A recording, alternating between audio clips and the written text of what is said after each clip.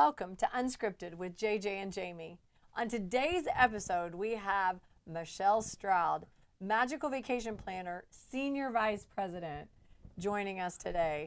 So, Michelle, welcome to our podcast. I'm glad to be here. So, rule number one about the podcast is there's no script. We just talk. We speak from the heart. We talk. It's unscripted. It's very unscripted. You've worked with me long enough that you know everything I do is unscripted. Yes, that is So, JJ, it's taken a while to get her on here, but here she is. I can't believe she actually agreed to do the podcast. I know. I know Michelle is so protective on a lot of things, so it is really, truly a blessing to get you on here. Well, thank you. You may not get much information, but that's okay. That I can guarantee you. She's a vault when it comes to all things. I try. So one of the things that I think, like when I think of MVP, I think of so many things, but I think of you, because without you, I would definitely not been able to you freed up a lot of my time to do the things that I don't like to do, that you love to do.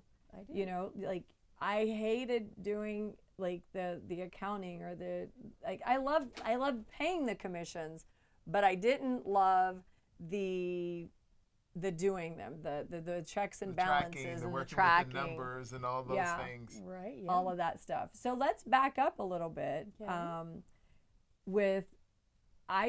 You and I graduated from high school together. We did. But we really didn't know each other. We did not hang in the same circle. at No. all, We didn't, which crazy. is weird because we graduated with like 110 people. So it wasn't that we Right. graduated with like a class of 500. Right. But you were in one circle, I was in another. Mhm.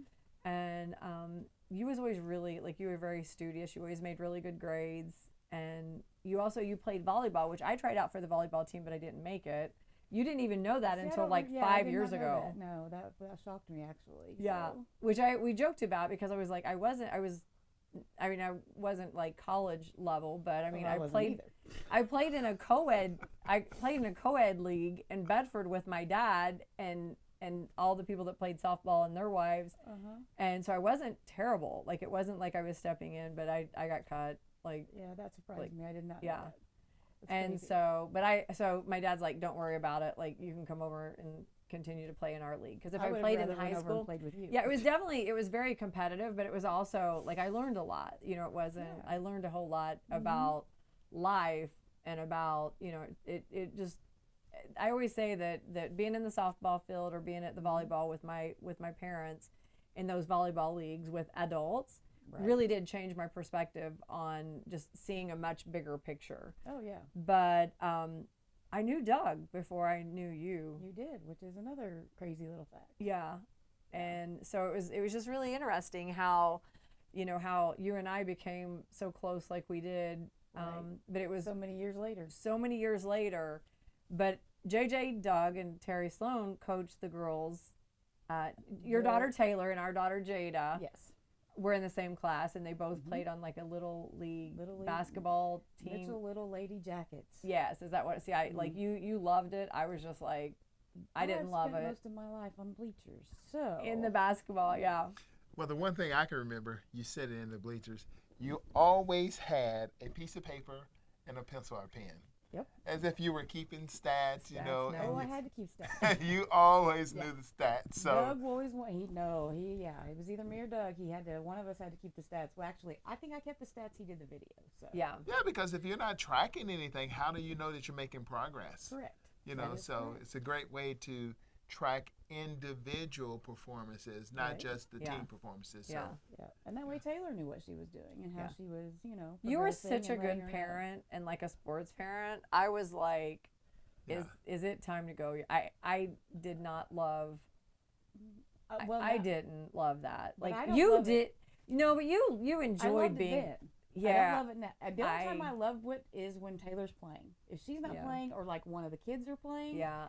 then I'm not interested. Yeah. Yeah, So- I remember I was sitting next to Casey Payne, and the kids were playing, and it got really, like, Doug was coaching, and they were Bailey was on the team, and I remember Casey just being on the edge of her seat, and I'm just thinking, like, Why? parents were screaming, like the other coach like yelled at JJ, and I was like, they're in the 4th grade. Oh, no, they were in the NBA. and at that time. no, The WNBA and nobody, the nobody here, like, I hate to be Debbie Downer here, but like nobody's setting the world on fire over here. And Well, that's what a lot of parents do. yeah, A lot of parents, when they should allow their child to fall Yeah. in love with Yeah, the game, yeah. a lot of parents Yeah. actually pushes their I think kids away from the game. I think So, in that age group, Bailey Payne and Taylor Stroud, like they both loved yes. the Taylor game. loved it. And I just Absolutely loved remember Casey's like, it was like it was tied with like 3 seconds to go. And I'm just sitting there like, I'm sure I was thinking of Disney or thinking like something to do. And Casey turns around and looked at me and she's like, how can you not, like, how are you not freaking out? And I said, like, when your livelihood depends on a game, like when JJ played ball, like him winning or losing mattered where he was going to play the next season. It mattered if he was going to get paid. It mattered. And I was like, what Jada does out there on the court doesn't even dictate if we go out and eat after. With his games, it mattered. Like if he won, we would get to go out and eat. If he didn't, and so I always looked at like you and Casey and some of the other parents and it's like, man, I wish I loved it like you guys did, and you just were so passionate, and I was just like, I was vested in her, so yeah, I love that. Happy. I love that, and I love that, and you know, we talk about how that evolved and got us to where we are today, and there's like there's these building blocks of you know, I saw your passion, like you absolutely love your family more than anything in the world. I do. And so when your name came up, I think it was Terry Sloan that I asked like if he knew anybody, because I did their bookkeeping. Yeah, you for did their convenience stores that they own. Yes, yes. And I had told JJ, I was like, I need help. Like I can't do what I need to do, and I need help. And so he's, you know, he said, well, do you have the money, and do you have, you know, like, and he, like JJ, he and I like are, we see things differently, but yet we complement each other in such a manner that it just works. I don't know how, but it works. So I called you and I said, hey, I knew you from the basketball, and I was like, hey, and I think I could afford 10 hours a week at $10. Does that sound about right? And that's what I could afford, because if I didn't have it, I didn't offer it. And I knew that I had, I think, enough for 8 weeks that even if I didn't make anything else, I could pay you for 8 weeks. And then we built on that. And then you're like, I need a full time. And then you went and worked at another place. And do you remember what I did? Like I would bring the you would bring me your computer and say, can you please help me with this? So I was like, after work, of course. Yeah. And so you would help me. I would take it and then bring it back. And so then I saved and saved and saved until I had enough to bring you on full time, and then you were able to leave that job to come with MVP full time. So let me ask a question. I'm going to go back a little bit, okay? I'm going to go back with something that I probably would have wanted to know way back then, but definitely what our viewers would probably want to know watching this podcast. Okay. Who is Michelle Stroud? Tell me a little bit about Michelle. No crying. And let me into the life of Michelle Stroud a little bit. That's a hard one.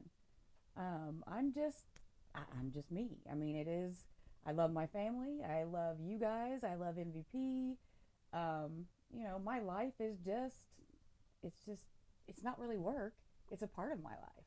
So, you know, MVP, I've never really checked the hours or, you know, the time that I put in or anything like that. It's just whatever needs to be done needs to be done. And that's whether it's at home with my family or at work or with all of the, you know, with all the agents. It's just whatever I can do to help anybody else is what I'm there for. What does a day in the life look like for you? Oh, you get up, you get ready. You got to be show ready. You always have to be show ready. You got to be show ready. So you get up, you get ready, you get your computer, you work on that, take phone calls all day long, emails, try to get back with the agents, try to make, you know, get with the vendors, get with Doug, get with the staff, you know, just make sure everybody's got what they needed. And then now lately, there's a new little aspect to my life. So lately it has been, after all of that's done, then Doug wants to go golfing. Yeah. So I am now Doug's caddy, official caddy for whenever he goes golfing. So Okay, just don't love blame me for that. there's a lot of things I blame you for. That Yeah. would be one of them. Yeah, I was gonna say there's no way that that's anybody else, but that Yeah. that So, has yeah, JJ Eubanks written all you over get it. blamed for that one. I'm Yeah. sorry. So what are the things that Michelle likes? What do you like to do? I love swimming. I love to lay out. I love to go to the beach. I love shopping. Of course, I love shopping. Jamie does not, but I do. I don't like know, to which shop. absolutely kills me. But I don't you know. like watching kids in sports, and I don't like shopping. Yeah, yeah. And the reason I'm asked this question, a lot of people don't know the other side of Michelle, Yeah. because you've Right, always been yeah. the one that MVP Michelle. that held people to Yeah. the standard, or to the policies, and when they go off of the standard or the policies, and some of those policies not our policies, they might be a supplier or a vendor's policy, and you might have to contact them and say, hey, you're not supposed to write over the castle, or for a Disney picture or whatever you use in social media, whatever it is, you are the one that has to reach out to them And to that's get what most to of course them correct know me that. as. Yes. Yeah. So they know that side Yeah, of they don't get to Michelle. see the other So side. what would you like them to know about Michelle? Don't be afraid when I call. Yeah. It's not always bad. Sometimes I get to give good news as well. Don't be afraid when I call. I'm here for them. I'm not here to hinder anybody or anything like that. I love them all, and I just want to help. So Yeah. I think that's like what you just said. You hit the nail on the head, because remember, I used to think that Steve Smith, like every time he called, I thought we were in trouble, we were doing something. So I kind of understand from the agent standpoint of, whenever I would see his phone on caller ID, I would get like this anxiety. yeah, and I don't want that. No, and Yeah. Steve, when I told him that, he's like, what? I Right, was like, yeah, no, I'm I'm sure just he didn't telling either. you. Yeah. He's like, so the only time I Yeah. call you is when there's bad news. I was like, no, but like you could literally call me for 9 good things and call me for 1 bad, and that's all I remember, Yeah. because I just want to do such a good job. Yeah. And this And is I think that's where our advisors are. and this is what we know this about Yeah. Right, you. yeah. Yeah. Okay. And if you were to rewind this podcast about 3 minutes back, Jamie said something. First thing she said was, "Don't cry." Okay. She said, "Don't cry," because we know this about you. We know. I think you are one of the most kindest most that I absolutely know. Don't cry. Look, see? Don't cry. Stop it. But I get to see that side Yeah. of you. And look at you. You are tearing up. I do, because yeah. it means a lot. Yeah. So I get to see that side of you that other people don't get to see. I get to see how caring and how much you care for other people, and how much we get to see that side of you. You know, so It means a lot. Oh. And a lot of them don't get to see that. The ones who get to go on the FAMs, they'll get to see a little bit of that side, and then they're like, "Oh, I don't know why I was afraid. I don't know why I was this or that." So Yeah. Yeah. Well, and Steve got the same thing. Like Steve was literally the same thing, and you know, you it's still like look beautiful. you It's still not. look It's fabulous. not smearing. This is awful. you look fabulous. But like I can't thank you enough, because like you have been such. Don't cry. But okay. Let me see. Remember the time that Andrea Fields had to save me? I'm going to change the subject to make her stop crying. I So know. I in don't the like Mitchell talking about office, me. okay, she does not like to talk about herself. Sorry. So let's talk about me then. Let's do So one You time were in choking. the Mitchell office, Yes. I was literally choking. Like Yes. I had like I was obstructed. And so I had my office, and then the door was open, and then in the main entrance was Michelle's office. Like her desk was right next to my door, and then Andrea Fields just happened to be in there She was that straight day, and across, she yeah. was straight across. So I was not able to make any noise because I was literally choking, and I was like, okay, I knew from taking CPRs, like I probably had about 30 seconds because I'd already kind of wasted some time thinking that I was going to save myself. Right. And so I was like, I knew I had about 30 seconds before I went down.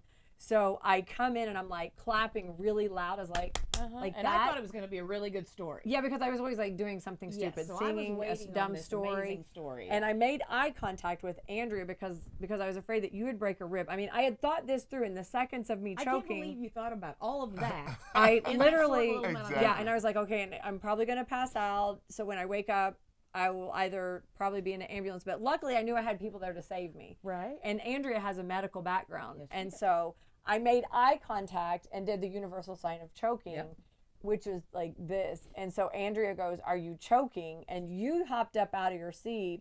I made a beeline to her because I was like, Michelle is gonna save me and then kill me.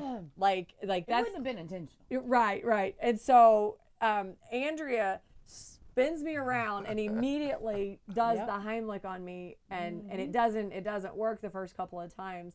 And then it worked like a little bit, and she goes, "Oh my God, like you scared me to death."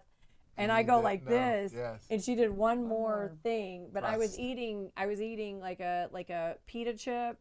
I remember. Yeah, and it had lodged and like it had clumped up like a dough and just clumped up in my throat. And I'm also allergic to red chewy lemon heads, and so you would, and that's where I went wrong because I would often choke on them but I could get them up on my own. So You like to eat things that you're not supposed to. This is do. a great lead-in to what makes Michelle the person she is and who she is. Yeah. Because another episode had happened, and I was away working, and I received a call. So we're in a sales meeting, and we are. I remember that. We're literally. Okay, this isn't about me. But no, let's make Michelle cry again. This is But not no, about. let's not. This is not No, about but you. she's wanted to kill me multiple times. Oh, absolutely. And this was another one that she was. Absolutely. Like, So we're away. if I don't know. If I don't die by my own like dumb decisions, like she's gonna We're kill me. away 50, You were on a 60 road trip. miles. Yeah. I'm on a sales trip with the company that I was working with. Yeah. And so we went away for a retreat. Yeah. It's 8 of us. Yeah. From your we're- other company. From the yeah. other company. Yeah. We're on the river in a cabin where we don't get very much cell reception. But a call just happened to come through. And it's Michelle. And the first thing she says is, "Don't hurry. Don't whatever. rush. Don't speed. Don't speed." And I'm like, whoa, this is not good. But I wanted to preface. Yeah, exactly. Get there safely. Exactly. Just come back. And she's like, Jamie's in the emergency room. Yeah. And I'm like, oh, and you're telling me to not speed and to be calm. And Well, if I'd have just led with Jamie's in the emergency What? room, you would have been like panicking. Right. And I it was trying to actually, save the it was a little bit serious. Like I ended up having to little. get 3 or 4 blood transfusions. yeah, but you knew, So you were she saying. knew that You like, were saying don't speed because you knew those roads as well. Oh, and yeah, they were 'cause very curvy. yeah. They're very dangerous. Yeah. And you were trying to tell me, you be safe and get here. and I had She's told her, okay for now. I had told her, don't, like, you're on a work trip. It's fine. Either it's going to be fine or it's not. Like, either I'm going to live or I'm not. Like, I said, but don't worry him and tell him it'll be fine. Because that's my thing. Like, even though if things are really extremely bad, I know. I always You say always it's gonna it'll be fine. And then because I always either it will say- or it won't. Like, well, it's, then I always say it will until it's not. yeah, and that's what you always say. Like, it will be fine until Yes. it's not. And I said, but at the end of the day, it's still going to be fine even if it's not. Like, And you know she And- always jokes when she gets nervous. Oh, trust me, I know, because she was cutting a lot of jokes that day. Yeah. And so the thing. although whenever I drove my car to the house, like because we were at the office and that's when I think the hemoglobin or not is that what it is? Like the blood Yes, people they're yes. like you need to be you need to get there now. blood transfusions like Well, I- well, 'cause let's my blood- well, yeah, let's so well, let me let's tell explain this a little bit. let's tell everybody that's out there's going to watch this. So Jamie's hemoglobins were down in the 4s, I think- okay, yeah. when it should have been 13s. yeah. Okay, so But I'm she not was, a doctor. She was critical, and I didn't know it. and she didn't know it. I didn't feel good, but Yeah, but you know you were eating like 400 boxes of lemon heads. Well, yeah, but because there was like a your body malnourishment. was craving something Yeah, that you needed something. Yeah. absolutely. So Michelle actually went to the emergency room with her, and I you know made them Jamie. take her in. Yeah, Actually, they weren't going to take her in. Yeah, you tell the story. Well, before that though, I said, well, let me drive my car and put it in the Put it at home, and then I got in Yeah. your car and I said, please don't be mad at me. Yeah. Because And even then I'm she afraid got of Michelle. Then she got And the I look. said, I don't remember driving Yeah. home. Yeah. And you I said, said, and "Get you in the yelled car." at me, and I said that's okay. And then you tell like, Well, then we, because they had told us to go straight to the emergency room, that she needed to have the blood transfusions, so we went there and they're like, we don't have any orders for that. We can't do this. And I was like, oh no, we're doing this. One way or another, we're doing it. I'm 'Cause not leaving, is her what you said. yeah. She's not going I said, anywhere. we're not leaving until she gets these blood transfusions. You can call down to the doctor's office. You can do whatever you've got to do, but we're not going anywhere. So they were like, okay, well, let us do some checking. And then it wasn't just it was, And got that's things the part that I was trying to get Yeah. at, and that's what makes Michelle Michelle. She makes things And happen. and why you are in the right position, because you weren't taking no for an answer. You knew the severity of the situation, Yep. and you wanted to make sure that things got done and that the right attention, is given to is yeah. exactly. And I think that also ties in Yeah. to what you do here at MVP. People don't get to see the back end, the backside of this, of all the things that's happening, all the things that you're making sure that gets done here at MVP on the backside. They just see the front side, or when you have to reach out to them and tell them to correct something that they may have out on social media. But there's so much stuff that you're in charge of that you do on the backside, of MVP that people just aren't aware of. So much that I don't want her job. Like Oh. it's a lot. I think mean, a lot of people think they do, but so many people say they want your job, and I tell do not think everybody. they would. I say, no, you don't. So what part of your role and responsibilities really worries you or concerns you, or you really don't want to mess up? Is there any parts?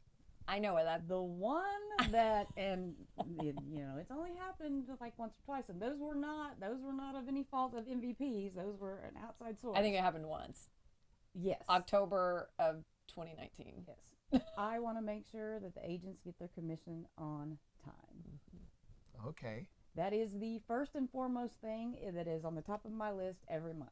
Okay. Biggest part of your job. I make sure that that's going to the bank. It's getting processed. It's getting, because they work for that money. They work Yeah. hard, and I want them to get it. And I don't want it to be a day late or whatever. Or I don't want anything to happen. So there was a time when I was on the phone with the bank and we were arguing about that. So Yeah. and they kept telling me, well, we'll get it fixed next week. And I said, no, we will not get that fixed next week. We will get that fixed now because Yeah. it goes out tomorrow. Yeah. And it was their fault on their end. So Yeah. that is my main thing.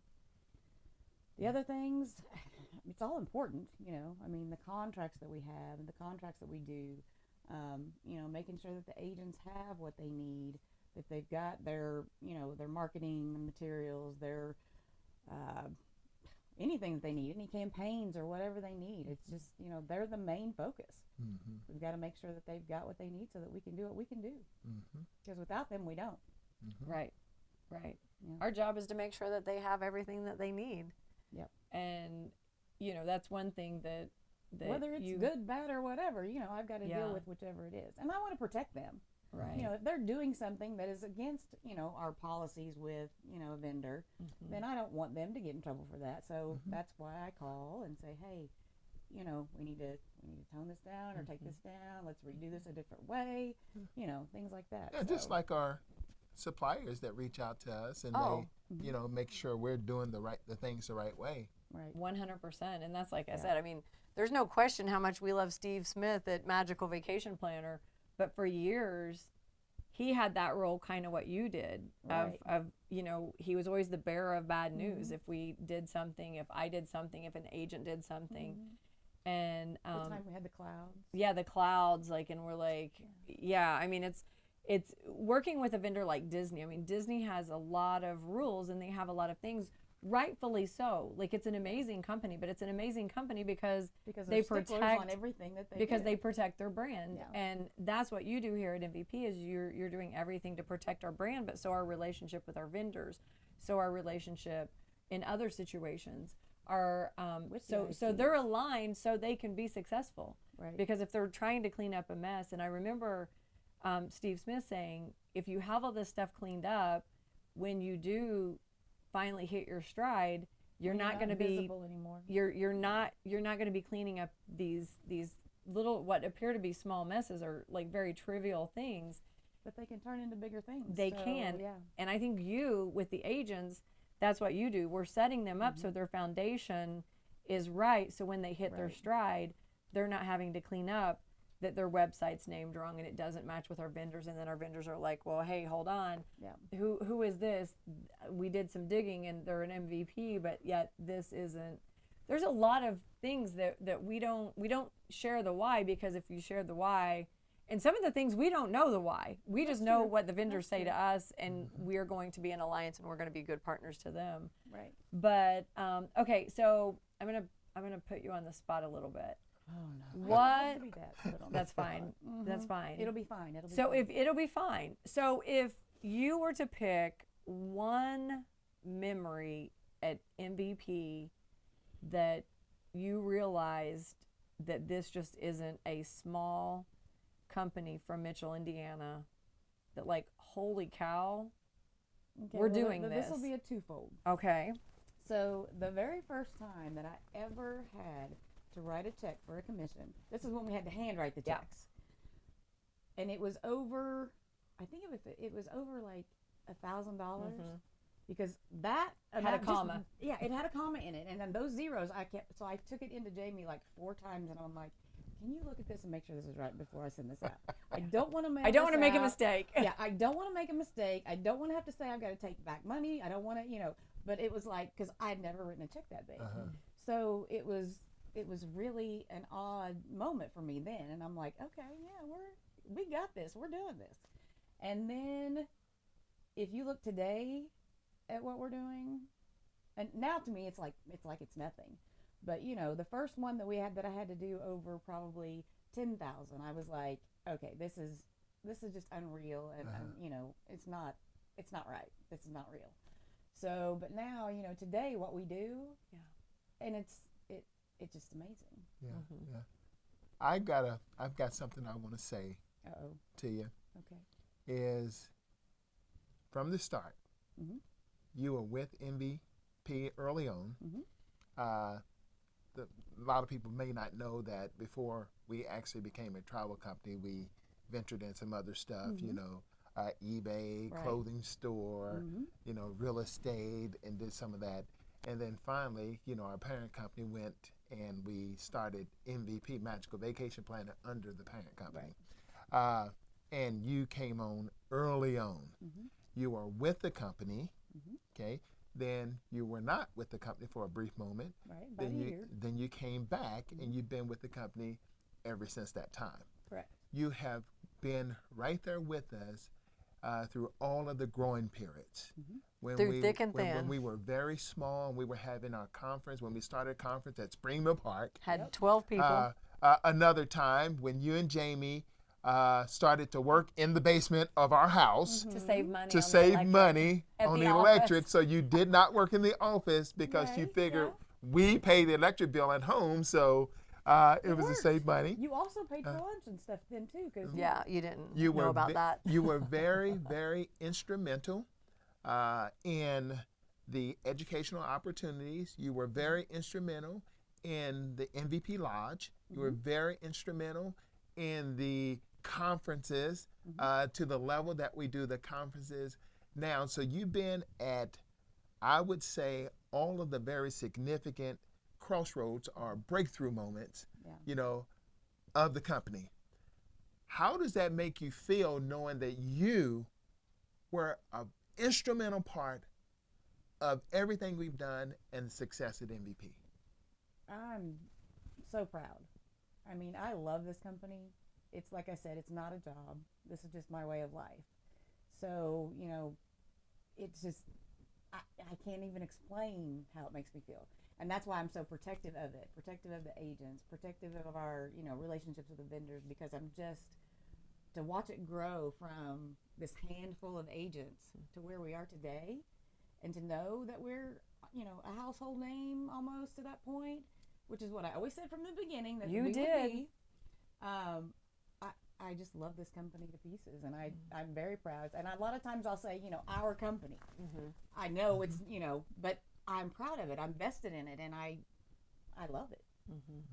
You've impacted so many people's lives, and sometimes they reach out to you, and a few of them may tell you, you know, directly. Yeah. And then a few of them just, when you see them at conference and the hugs that you receive, or, you know, they know your kid's name, they ask you about your kids and all of those things. I think, you know, that's that one means of the world. Absolutely. Yeah. Taylor has, like I always tell her, somebody's always watching. Always. You know, Taylor went to New York one time, the first time she went on that mission trip. Yeah. She went to New York, and one of the agents was at the airport. And Taylor had her MVP backpack, and they all knew who she was anyway, you know, because she's always been here and been with us. And I got a phone call, and it said, you know, they were like, "Hey, is Taylor in the New York airport?" And I said, "Yeah, she is." And they said, "Well, we're just going to stay here and make sure she gets on the right plane, so that we know that she's going to the right place. Just thought you might like to know." They didn't go up and bother her because they didn't want to freak her out, because they figured she was probably already And she didn't know who they were. Right, she didn't know who they were. But so I told her when she got back home, I'm like, somebody's always watching. We have so many people everywhere, and you know, that's one thing that I am very proud of her for, is that she knows that there's a lot of MVPs, there's a lot of kids, a lot of the MVP kids that, you know, their parents, you know, they all watch what she does. So, you know, she's very conscious of what she does, and, you know, the decisions that she makes, and she helps try to protect the MVP as well. So I think you've always said, I can remember sitting in the Mitchell office, and you said, we're going to be a household name. I did. And, I don't know why and I I always was, had that feeling. Yeah, you always said that, and I always thought, I mean, here we only I mean, had I 5 always or 6 talked, agents, but yeah, but it's know. like, it was just a feeling. Yeah, and it's funny, and I think that like I think for me, it was when we did the NASCAR, when we did Chase Briscoe, we sponsored him for 2 years in a row. Yeah. And I think that first race that I was at, I was like, holy cow. You looked at like, me and you go, is this really happening? Yeah, I did, because I mean, it just seemed like Mitchell, Indiana, like, and I always said, like, because someone once said to me, like, what are you chasing? And I said, I want to be the best, but I want to get there by doing right by people, by doing the right things. And I said, it's going to impacting people's life, and because I wanted it to be way more than a travel agency from the very beginning. It's always been like a family. I've always wanted it to be, you know, because like, here's the thing, and not for a business standpoint, but just, I want, you know, we all get one life, and if we reach the top, but we're reaching there by stepping on everybody or doing stabbing people in the back or whatever, you know, it's like these. And I remember, I think it was 2019, maybe the end of 19 or beginning of 2020, and I was at a MTAC, Earmark Travel Advisory Council thing, and I daydream a lot. So I'm sure they were talking about something important, but I was looking around and I was like, I want to get to the top, but not because I took that person's best agent in that one.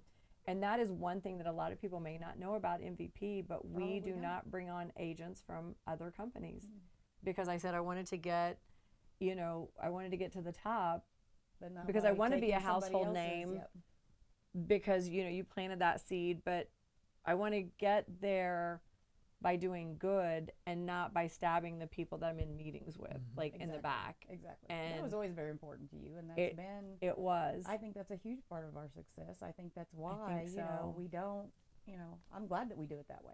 Yeah, because some people would say that's just good business, and I'm like, yes, maybe it is good business, but I want to do business the way I feel like that my parents would be proud, that JJ, that Taylor, that Jada, that these agents' kids. I mean, we have agents' kids that you know, they save up money to get an MVP backpack, or they save money to get an MVP shirt, and you know, I always say it's a way of being, not, you know, it's way more than just a travel agency. And MVP is a way of life. it is a way of life. And one of the reasons I knew it, and one of the times when I first knew that you were all in and you were vested, I've seen it, I saw it 5 or 6 years before, but this moment that I'm about to explain was the moment when I knew you were vested, you were committed, this was your life, you believed in it. I didn't know the story. I'm just now hearing for the first time that you've told Jamie, hey, one day we're going to be a household name. I've never heard that. Oh, really? This is the first time I'm hearing that Wow. right now. Okay? Yeah. So, but the moment when I knew you were vested and you were committed was that moment in 2018 when I went to Jamie, and Jamie, we had a conversation about making the move to Florida. Okay? Making the move to Florida. And I said, I don't care if Doug... This is where I'm going. This is where I'm going. This is where I'm going. And Jamie said, I've got to have Michelle. She said, I don't care if Doug. I don't care if Doug. He can stay on That's Mitchell. poor Doug. He can come if he wants. but- He can come if he wants to, is what I but said. I need Michelle. And I said, okay, let's talk to them. And we called you guys, and we said, it's not like we gave you a lot of time. We said, but we are now- moving to Florida And you in said, 2 weeks. and Doug said, I can go tomorrow if you want. And that was the moment Yeah. that Yeah. I knew how committed and how vested and how much you believed I do. in this company. Yeah, I always have. Mm-hmm. But yeah, that I was, don't know, that was a there's- no-brainer. And Yeah. And Doug was ready to leave like 2 weeks before, I think. yeah, Doug was ready to leave 2 years before. If he want, he's always wanted to move and get out. Doug was but still trying to prove to me that he loved MVP. I know, bless his heart. It took him a little while, but he got the job. He got he got his foot in the He door. finally got there. So Yeah. he kept saying, "What can I do? What can I do?" Yeah. I don't know. Oh, I love it. So Well, Michelle, I could talk to you. We could tell stories for days We got a lot on of end. stories. But I'm really glad that our viewers and our listeners got to meet Michelle and hear a couple of the stories and what you mean. You mean the world to me and my family. And I can't imagine this journey with anyone. I mean, JJ and I think I speak for JJ too. I think that I couldn't imagine this journey without you and Doug and Taylor I'm glad. along this ride. Because I can't either. But it's like when we're gone, I know that you represent everything that this company's about, and I know that sometimes it may make you not look like the hero, or you. Yeah. A lot of times I let you do the negative stuff because I'm like, well, I don't want to be the negative person, Right. and Well, a lot of that's times that's you what I always do. step in when things that are less magical that need to be done, and you get a bad rap for that, and That's not stuff that you need to handle. no. You need to be Faith, trust, and thinking pixie dust. I want to be you thinking. need to be, doing you. You need to be heading this thing and spearing it the right way. And that's so when people say, "Oh, I would love," and they sometimes gun for your job, and I can't help but to laugh. Yeah, you really I don't want laugh it. because I'm Right, like, nobody wants this job, Right. but Michelle. Like no, I love and- my job. Yeah, and it's like, I love my and you've job. grown into it, and you've evolved, and you've made this role what it is. Like it wasn't, it wasn't because I said, "Here's your job." I don't do job descriptions. I think that that probably annoys a lot of people. But I'm like, show me what you're good at, and we'll go from there. And the job will evolve around it. But on behalf of JJ and I, and on behalf of all the magical vacation planners and all the vendors out there and all the clients that our MVPs have, thank you for believing in this company when we didn't have but like 8 agents and even I didn't even know. I don't think any of us knew where it was going. But any idea that JJ and I have come to you guys with, you embrace it, and you know that our intentions are always good, and I can't thank you enough, and I cannot wait to see what the future has in store for us. I can't thank you two enough for letting me be on this journey and having faith in me and trusting me, and that just means the world. Well, Thank we you love so you. much. And that I right love there is a heart of gold. That's a heart of gold right there. Thank you. Thank you all for joining us, and thank you for watching this episode with Michelle Stroud. Until next time, we'll see you later.